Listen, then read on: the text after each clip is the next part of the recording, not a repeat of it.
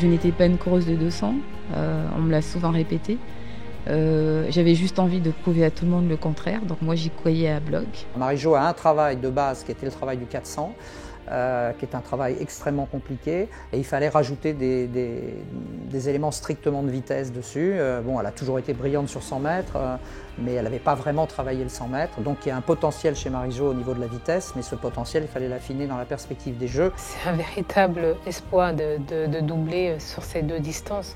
D'une part, à l'époque, il y avait 4 courses sur 200, 4 courses sur 300. Je veux dire, c'était assez dense sur un laps de temps qui reste quand même assez court. Le 400 est une épreuve très difficile où on a quand même pas mal de difficultés à récupérer. Elle s'est fixé un défi que très peu auraient été capables de relever.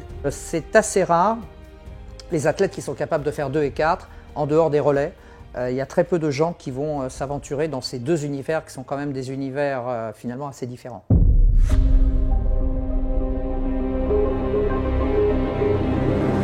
Marie-Jo n'était pas forcément la favorite puisque à l'époque il y avait la Jamaïcaine Merlène Ottey qui elle aussi voulait son premier titre olympique. Tout le monde donne Ottey comme vainqueur parce que on joue sur le fait que Marlène est plus rapide, plus expérimentée et que sûrement Marie-Jo va être émoussée par les épreuves. Merlène, c'est une reine, donc on ne touche pas à une reine, quoi.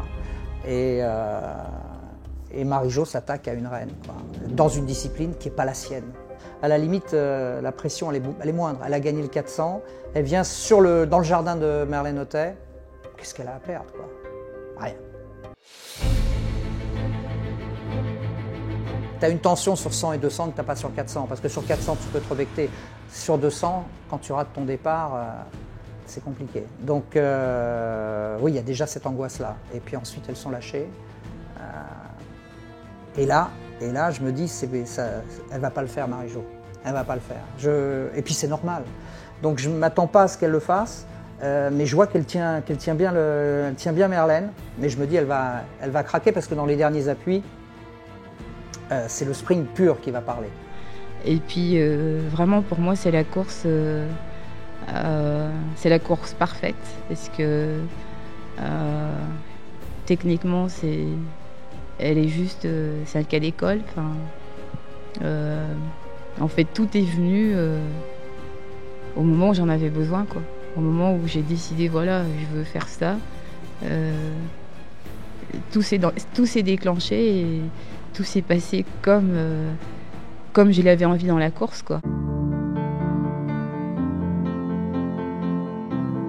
Marie-Jo dans ce virage, je crois qu'elle est au couloir 3 même, je me rappelle de son couloir, et faire cette dernière ligne droite vraiment à la rage, à l'envie de gagner. C'est vrai qu'on voit le visage de Marie-Jo se déformer sur la fin de course. Moi j'en ai eu des frissons et c'est vrai que cette image-là, elle me reste, mais c'est une image qui est restée gravée.